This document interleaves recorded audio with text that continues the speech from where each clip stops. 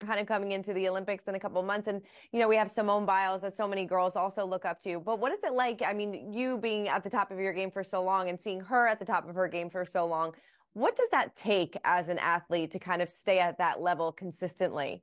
Yeah, the longevity is really hard. Mhm. When you're at that level, you really have a target on your back. And, Yeah. it's not like when you first come on the scene and, you're the underdog and no one knows who you are. But for such a long time to really set the standard is difficult and there's ups and Mhm. downs. So I love watching Simone compete and I think she's really having fun and enjoying herself. And I think it's going to be a really fun summer to watch her.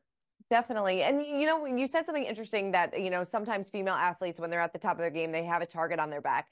And I feel like that's kind of happening lately for Caitlin Clark, who's kind of, taken the WNBA by storm. And, she's kind of gotten a little bit of backlash, not only from like her fellow players and things like that. What's your reaction to that?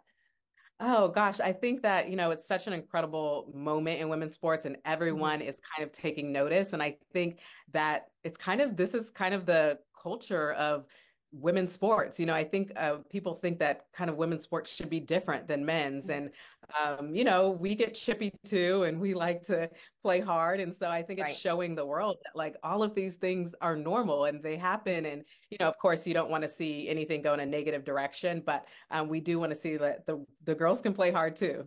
Sure, right. Yes, girls can play hard.